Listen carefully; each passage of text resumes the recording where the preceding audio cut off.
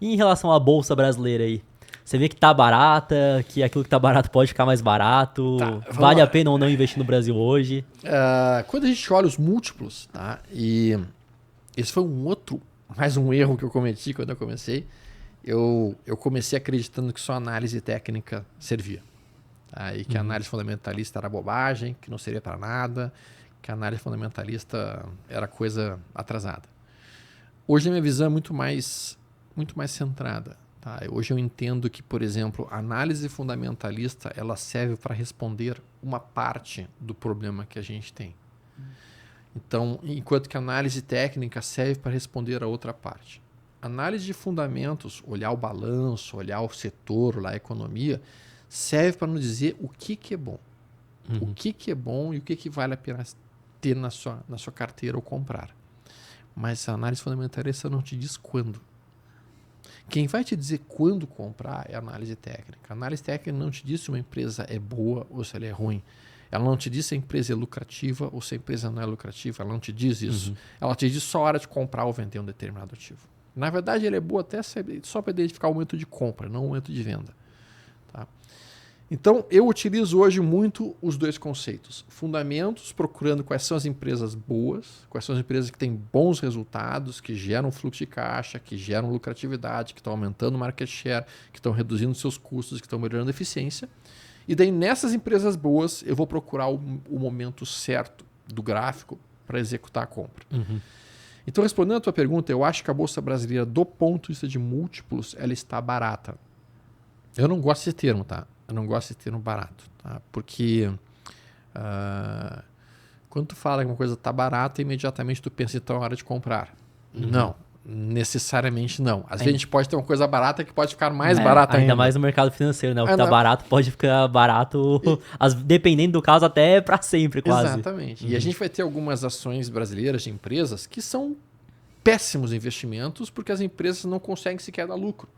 Então elas são literalmente copos de vômito. Vocês já viram um copo de vômito tá barato? Não. Copo de vômito não tá barato. Copo de vômito é copo de vômito. Entendeu? Ele vai sempre ser cotado em centavos.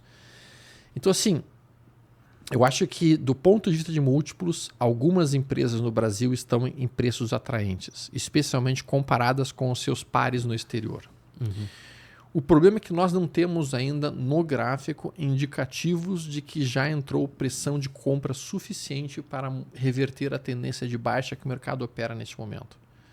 Então, por enquanto, não há sinais de entrada de estrangeiros.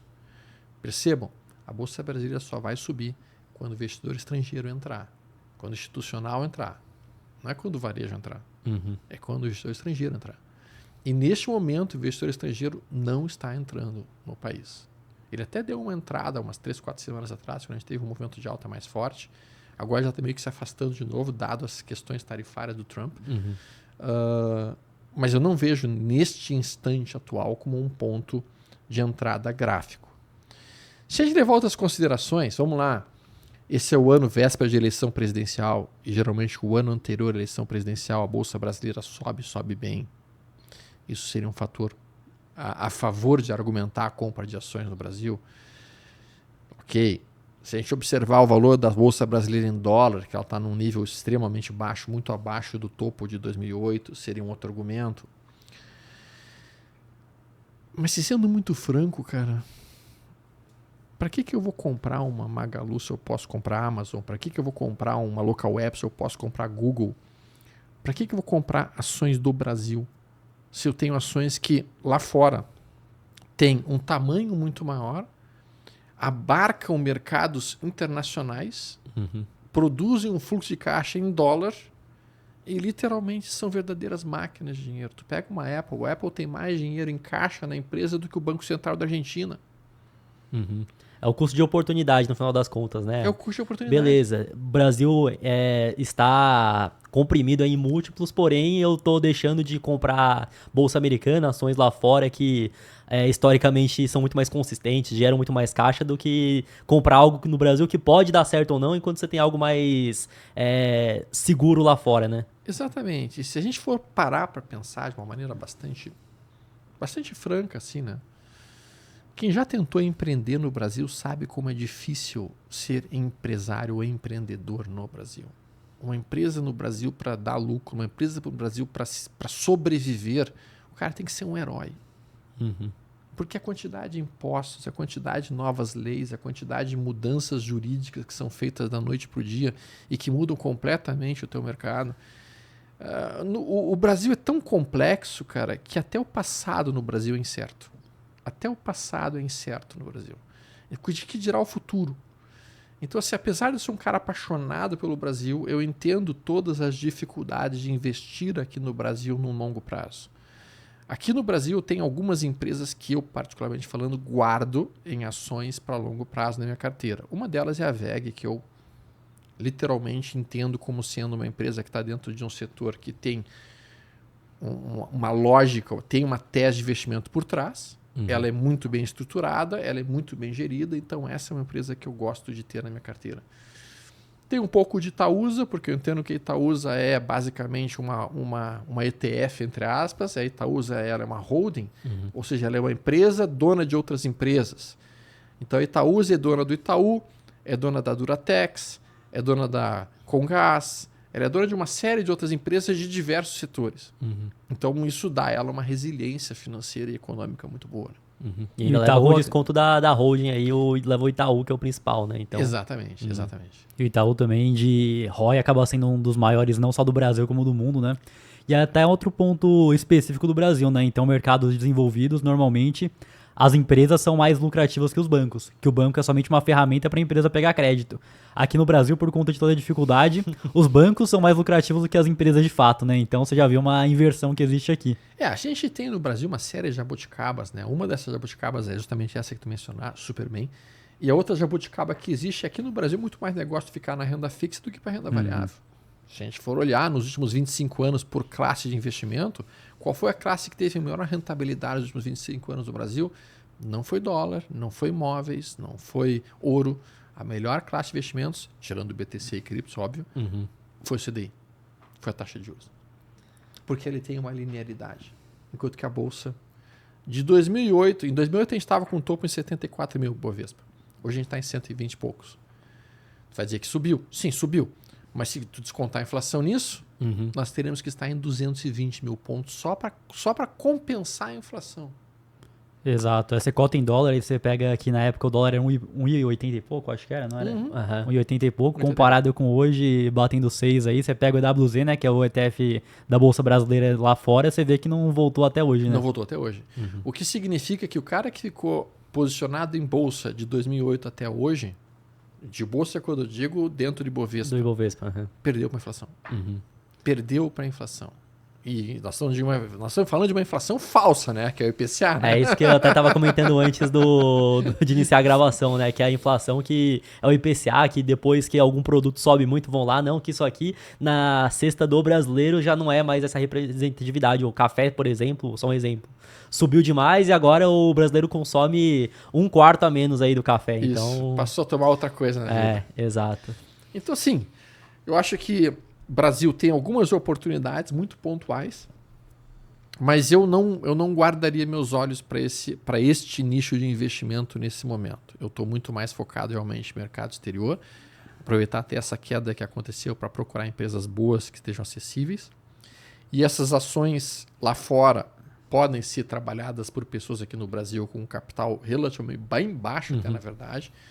Porque se a gente pega as cotas dessas ETFs e mesmo das B10, fica bastante acessível para quem está no início. E eu quero fazer uma pequena provocação aqui para vocês. Qual que vocês acham que é o melhor investimento que uma pessoa pode fazer na vida? Em No se mercado? desenvolver. Depende, no mercado né? ou fora do mercado, né? O investimento. Em se desenvolver para se Essa é a tornar uma resposta. pessoa capaz de conseguir gerar mais dinheiro. Essa é a resposta.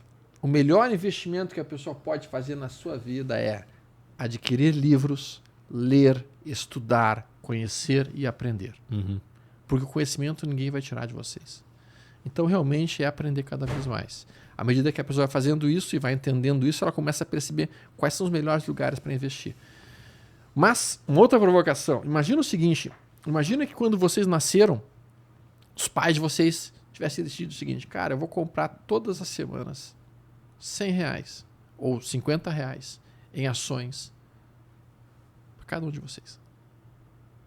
Comprar ali uma ETFzinha. Uhum. De IVVB, de BIVB 39. Como é que vocês estariam hoje? Boa pergunta, né? Porque acredito eu que o resultado que a gente teve, que basicamente antes de fazer o canal de investimento, nós tínhamos um canal de games. Sim. Veio majoritariamente porque a gente tava sem dinheiro, nossa mãe tava endividada, então acho que isso que gerou esse resultado nosso. Então, talvez, aí que vem um ponto, né? Se nós tivéssemos já uma reserva pra fazer outra coisa, a gente fosse fazer uma faculdade, talvez, e não fizesse o que nós fizemos aí de trajetória até o momento. Mas a provocação, ela veio no seguinte sentido, assim, ó. Você que tá nos ouvindo em casa, cara, é completamente impossível você dedicar um pouquinho do seu dinheiro todos os meses para comprar um pouquinho de ETFs, um pouquinho de PDRs e com isso ir produzindo uma reserva financeira para uma situação de emergência que venha acontecer. Uhum. Eu acho que as pessoas, às vezes, elas não fazem isso por falta, muitas vezes, de disciplina ou até mesmo de rotina de fazer, sabe? Uhum. Ou também por falta de desconhecer mesmo. Então não entende como que funciona o mercado de investimentos, que ela pode, de uma maneira simples, conseguir uma boa valorização com pouco risco no final das contas, por exemplo, comprando um ETF que replica o S&P 500, né? Exatamente. E DVD. Então o cara poderia fazer assim, eu vou botar um pouquinho de dinheiro DVD 11 para receber dividendos todos os meses, vou botar um pouquinho de dinheiro numa ETF que replica o S&P 500 e vou botar um pouquinho mais de dinheiro em fundo imobiliário. E daí o dinheiro do fundo imobiliário que eu receber mensalmente eu vou reinvestindo, vira uma bola de neve que vai crescendo com o tempo. Não se fala de educação financeira nas escolas. E isso talvez seja uma das maiores tristezas que eu tenho em relação ao Brasil nesse momento, porque a gente sabe que no momento que tu começa a discutir isso com pais, filhos, irmãos, família, a qualidade de vida das pessoas melhora radicalmente. De investidores de bolsa aqui no Brasil, se eu não me engano, menos de 5% da população, né, Matheus? Exato, então realmente é algo que acaba sendo distante, as pessoas desconhecem mesmo e acabam indo para outra vertente que acaba sendo bem mais danosa ali para a vida financeira, que é a aposta, é o que tá bombando hoje em dia, né?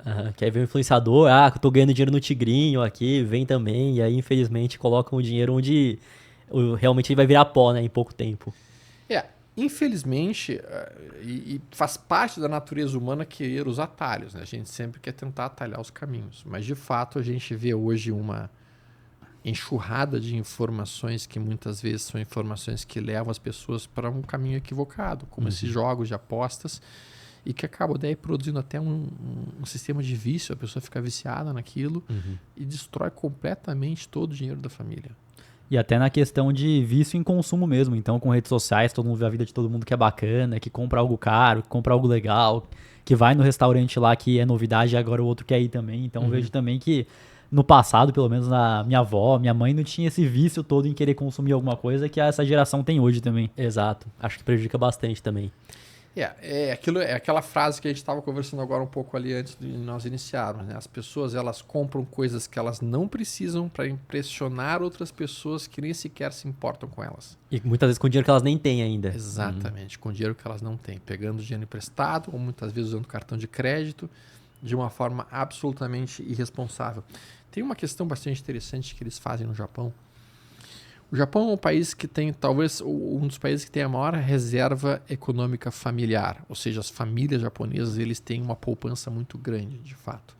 O que permite a eles ter uma liberdade financeira bastante importante. E a liberdade financeira talvez seja a primeira missão que nós tenhamos que buscar sistematicamente no início da nossa vida. Liberdade financeira é realmente ter a quantidade de dinheiro que nos oferece tudo aquilo que a gente está buscando ter em termos de anseios. Só tem um detalhe. Se você tiver cada vez mais anseios, você nunca vai chegar numa liberdade financeira, de fato. Porque vamos lá, o cara, o meu sonho é ter um Audi. Aí o cara consegue comprar o seu Audi. Agora eu quero ter uma Ferrari. Depois ele vai querer ter uma Bugatti. E depois ele nunca vai estar feliz. Porque, na verdade, ele está sempre pensando naquilo que ele vai ter um dia.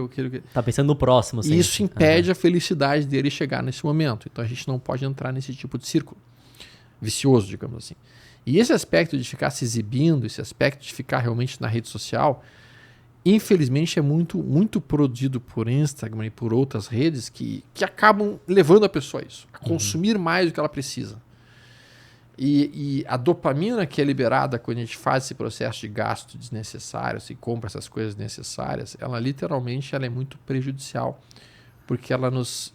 Logo depois que a gente compra aquilo que a gente queria, vem aquela sensação de vazio e aquela coisa perde completamente sua função e a gente já quer comprar uma outra coisa.